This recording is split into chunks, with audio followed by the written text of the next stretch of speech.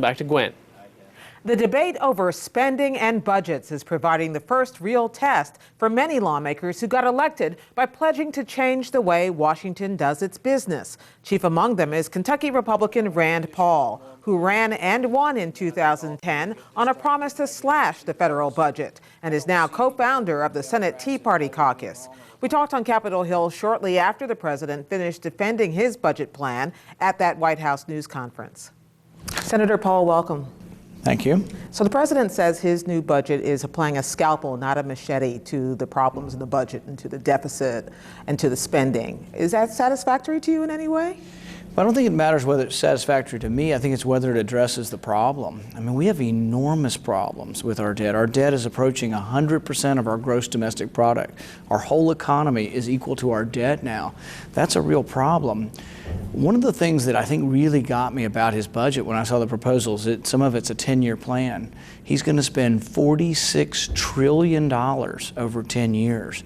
Just the mind-boggling nature of that number. But it's also going to double the amount of debt. When he came into office, there was $8 billion in debt, and I complained about the Republicans. I'm one of the few who ran in the primary saying Republicans weren't doing a good job. He's going to leave office if he wins another term with $27 billion. He's going to triple the debt during his period of time. And it's not just Democrats versus Republican, it's can the country sustain that level of debt? Well, you mentioned the fact that some of your Republican colleagues aren't necessarily as, how do we say, committed to this idea as you are. You've proposed a $500 billion cuts in the deficit, something some of your Republican colleagues think is kind of draconian. Yeah, and the amazing thing is you know my response, it's only a third of 1 year's problem. That's how big and how bad things are, that my proposal, which many people think is too dramatic, is only a third of 1 year's problem.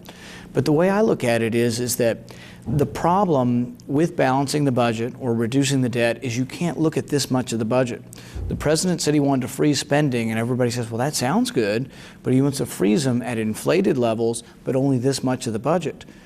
The Republicans are the same. They want to freeze it at 2008 levels, but they still want to freeze this much of the budget. It's why you have to look at military spending, you have to look at non-military discretionary spending, but ultimately you're going to have to look at entitlements. Entitlements are half of the budget, and we're spending more than we bring in. It's adding to the deficit. How does your point of view square with what some of your colleagues have said, and even what the president had said this week about, we saw Representative Boehner and Cantor, McCarthy go to the House last week. We've seen your Kentucky Senate seatmate, Mitch McConnell, go to the White House, and they all come away saying the same thing the president said today, which is we've got to find common ground on this. We've got to find a way to get in the same boat without tipping it over, which is the way the president put it. Do you agree with that? I think we need to find common ground, but I think both sides haven't woken up to the enormity of the problem. You cannot fix this problem if you eliminate non-military discretionary spending, which is all they're talking about, this small part of the budget. If you eliminate it, which nobody's proposing, you still don't balance the budget. And I don't think we're on a path towards balancing the budget. We're not on a path towards reducing the debt. We're on a path towards still exploding the debt on both sides, Democrat and Republican. So I think we are still in the awakening process to how severe the problem is. One other thing nobody seems to be particularly interested in, but which you say you have a plan in your hip pocket on, is Social Security entitlements. Right. One of the words you use to describe what it would take to cut Social Security is willpower. Can you describe to me what you mean by that? Well, I think what it's going to take is, first we acknowledge there's a problem. And, you know, when the campaign was going on, I would laughingly say, you know what, they blamed me for a lot of problems, but I'm not responsible for the baby boom. I had nothing to do with the baby boom, but it happened. It's a demographic thing. We have all these people getting ready to retire because people had large families after World War II. That's nobody's fault. It's just a fact. But we can't pay for them now because we have less workers. We have a plan. We haven't gotten all the things tied together yet, but it'll come out within a week or two, that we'll talk about gradually raising the age on those 55 and under. You can do it over 30 years. You probably have to gradually raise it to 70, and you'll probably have to have means testing. We're trying to figure out exactly where that means testing has to occur, but it'll fix Social Security in perpetuity, forever. You just have to acknowledge we're living longer. But it's tough because everybody wants something from government, but they have to understand there are consequences to getting something from government if it has to be borrowed. Everybody wants something from government. Perfect segue. You go home every weekend to Kentucky, a state which got $30 billion in agriculture money from the federal government, and yet you're suggesting cutting that money. What do people say to you? Do you have to account for that to your constituents? Yeah, I'm not getting too much bad feedback. I'll give you an example. I met with a university president, and we sat down, and in the beginning he had a list of earmarks, and he said, my senators have gotten me these things.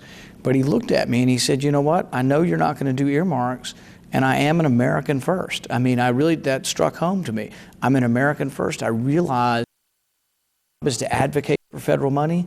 I realized that we had this enormous debt and we're borrowing it from China and all these other countries, or we're printing it at the Federal Reserve. And he says, I know it can't go on the way it's been in the past. So I think people are really, actually the people in Kentucky or the people across America are much more ready than they are here. And I think there's always a disconnect or a lag between public opinion and the people here. People here are very cautious because they want to keep their job.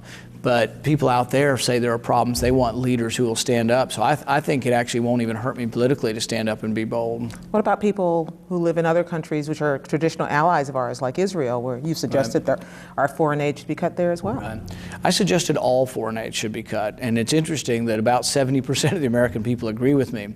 I put it in terms like this. Does it make any sense for me to borrow money from China to give it to Egypt? Or does it make any sense to give money to corrupt leaders, autocrats, and dictators who steal their people's money? My dad likes to say we take it from poor people in America to give to rich people in third world countries. Look at Mobutu or Mugabe, these people who have stolen from their people. They don't have running water and electricity, but they have vast wealth in diamonds and rubies and gold.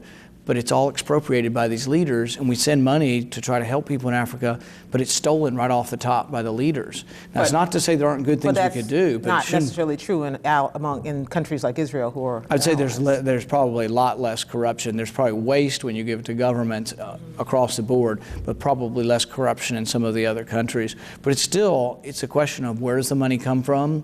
And there are two bridges that we're trying to build, one in Cincinnati and one in Louisville.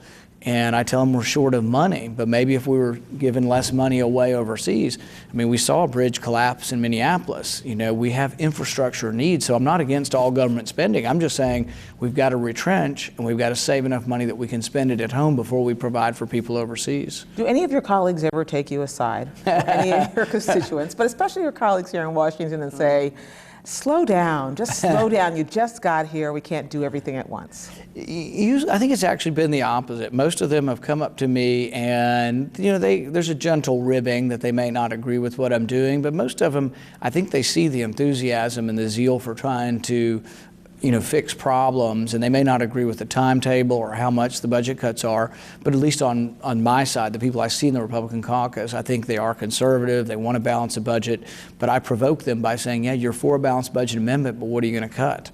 Because they don't want to talk, not everyone, but some of them don't want to say, well, we're going to cut here, because it'll make us unpopular. And I say, well, the people want to know how you'll do it. And you lose your credibility with the media and everybody else if you don't say, I will cut some spending. Okay, Senator Paul, thank you very much for joining us. Well, thank you for having me. We'll have the view from the liberal side of the spectrum tomorrow night.